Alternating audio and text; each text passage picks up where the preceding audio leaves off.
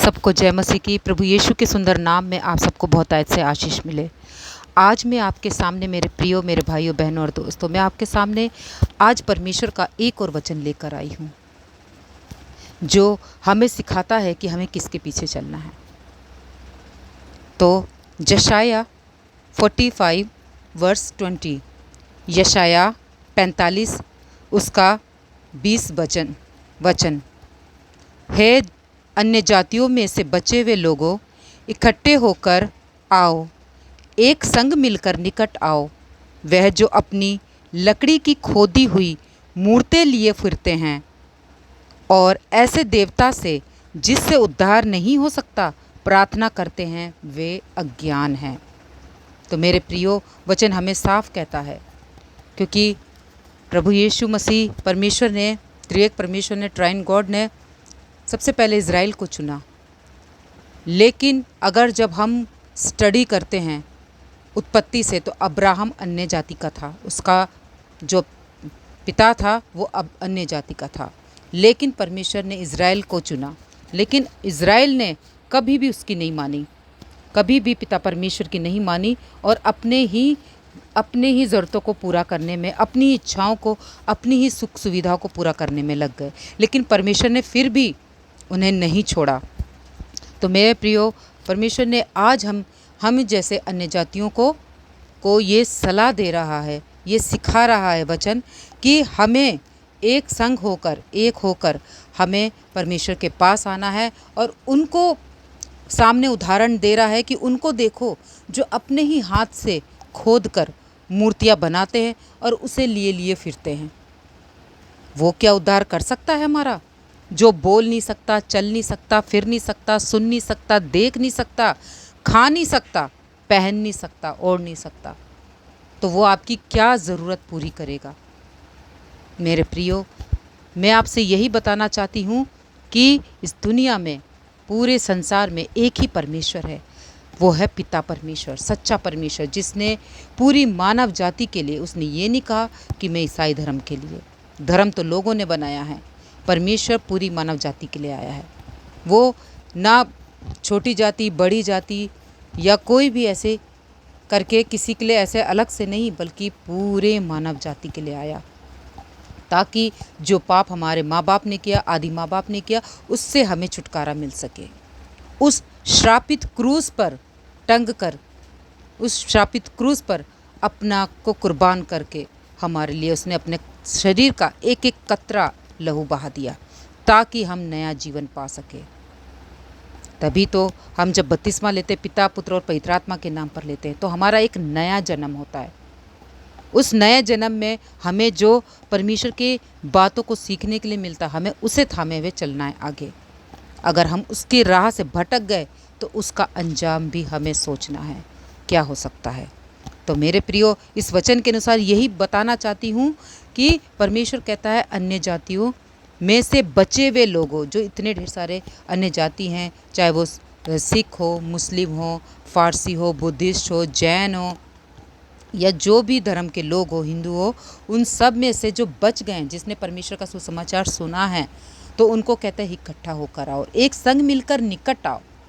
वह जो अपनी, और उनको बता रहा उदाहरण कि वह जो लकड़ी की खुदी हुई मूर्तें लिए फिरते हैं, जिसका कोई वजूद नहीं है, उनको कहता है ऐसे देवता क्या उनका उद्धार कर सकते हैं? बिल्कुल भी नहीं। वो खुद, आप सोचने वाली बात है, जिसको वो हाथ से खुद बनाते हैं, इसके बाद वो ख़राब हो जाता है तो बहा देते, फेंक देते हैं, या किसी पेड़ के नीचे रख देते हैं। बताइए, क्या परमेश्वर हाथ की बनाई मूर्ति के अंदर रहता है? आप गैस करिए ना, आप सोचिए कि आप जिस चीज़ को हाथ से बना रहे, उसके अंदर आपका परमेश्वर बैठा हुआ, आपका भगवान बैठा हुआ है। ये गलत है। हमारी औकात ही क्या है कि हम हाथ से बनाकर उसे उसमें बैठा सके? हमारी औकात ही क्या है? हम हैं क्या? हम मिट्टी हैं और मिट्टी में मिल जाएंगे। तो मेरे प्रियो, जिस बात का घमंड करना है वो है परमेश्वर का वचन। हमें घमंड है कि हम परमेश्वर का वचन हम जानते हैं, इतना नहीं, लेकिन जितना भी जानते खरी शिक्षाओं के साथ जानते हैं।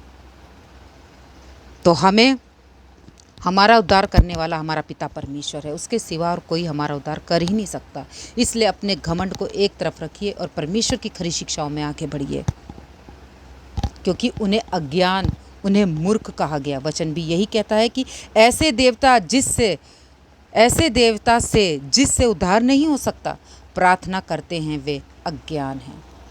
मेरे प्रियो, आजकल जो जिब्रिश बोलते हैं वो क्या परमेश्वर की ओर से? बिल्कुल भी नहीं। परमेश्वर की ओर से ग्लोसा है, वो वचन है, वो भाषा है जिसका अर्थ है। और इस जिब्रिश का जो ये लोग पास्टर लोग सिखाते हैं, बोलते हैं घंटों घंटों, उसका कोई अर्थ नहीं है, वो शैतान की ओर से है। तो मैं आपको यही बताना चाहती हूँ कि हमें किस तरह से वचन के हिसाब से चलना चाहिए। एक वचन और मैं आपको पढ़ देती हूँ, मैथ्यू चैप्टर 23 वर्स 1। तब यीशु ने भीड़ से और अपने चेलों से कहा। सेकंड पॉइंट, शास्त्री और फरीसी मूसा की गद्दी पर बैठे हुए। पुराने नियम में क्या कहीं भी कोई शास्त्री फरीसी था? नहीं था। लेकिन अब जो शास्त्री फरीसी प्रभु यीशु के टाइम में और अब जो शास्त्री फरीसी आए हैं, वो सब क्या करते हैं? मूसा की गद्दी पर बैठे हैं, पुरानी व्यवस्था को लेकर चलते हैं, जिसका कोई वजूद ही नहीं है। तो जब से प्रभु यीशु आया है, जब से न्यू टेस्टामेंट आया है, हमें उसके हिसाब से चलना है। तो 14वां वचन क्या कहता है? तुम मनुष्य के विरोध में स्वर्ग के राज्य का द्वार बंद करते हो, और ना तो आप उसमें प्रवेश करते हो और ना उसमें प्रवेश करने वालों को प्रवेश करने देते हो। मतलब तुम तो ऐसे करके बैठे हो, पूरा रास्ता रोक के, ना खुद जाते हो ना दूसरे को जाने देते हो। तो मेरे प्रियो, ऐसे लोगों का साथ छोड़ दीजिए जो सिर्फ अपने बारे में सोचते हैं, जो सेल्फिश हो गए, जो सिर्फ अपने बारे में सोचते हैं, अपने उद्धार के बारे में सोचते हैं, उनको छोड़ दीजिए। और मैं आप लोगों से एक और बात कहना चाहती हूँ कि 21 तारीख 21 सितंबर सन 2025 रात 8 बजे PM आप सभी से निवेदन है कि आप सभी जुड़ जाइएगा। YouTube, Facebook के माध्यम से आप इस वीडियो को ज़रूर करके देखिएगा। मैं इसलिए नहीं कह रही हूँ कि मैं जिनसे सीख रही हूँ उनको महत्व देने के लिए, मैं इसलिए कह रही हूँ ताकि परमेश्वर के राज्य में आप झुटलाए ना जाओ, आप इनकार ना किए जाओ। मैं इसलिए आपको बता रही हूँ कौन सच्चा है कौन झूठा है। ये तो जब वचन सामने आएगा, वचन के हिसाब से जब बातें होंगी, तब अपने आप क्लियर हो जाएगा। मैं किसी का साथ देने के लिए नहीं, बल्कि परमेश्वर के वचन का साथ देने के लिए यहाँ पर खड़ी हूँ। तो मेरे प्रियो, आपसे निवेदन है कि आपको वचन का ज्ञान होना बहुत ही ज़रूरी है, वो भी सही तरीके से। तो ये लाइव होगा फेसबुक में और यूट्यूब में। आप ज़रूर करके जुड़िएगा, आप ज़रूर करके जुड़ जाइएगा। ये मैं पोस्टर दिखा रही हूँ आपको।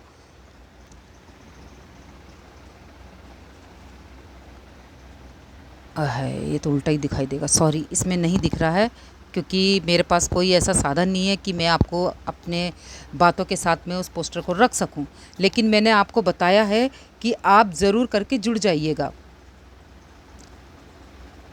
21 सितंबर सन 2025 रात 8 बजे यूट्यूब और फेसबुक पर लाइव होगा। तो आपको ये देखना है कि कौन वचन में से बात कर रहा है। हमें इंसान को परखना है। वचन भी कहता है हमें परख कर, जब आप हर एक चीज़ें परख कर लेते हो, उसका क्या केयर करते हो, उसका ध्यान रखते हो कि ये चीज़ हमने इतनी महंगी खरीदी है, उसको किस तरह से इस्तेमाल करना है, उसको किस तरह से लाना है, उसको किस तरह से सेफ रखना है, तो आपको वचन को भी सही तरह से इस्तेमाल करना आना चाहिए, ना कि अपने मर्ज़ी से कुछ भी बना के बोल देना। तो मैं इस ब्रदर को जो है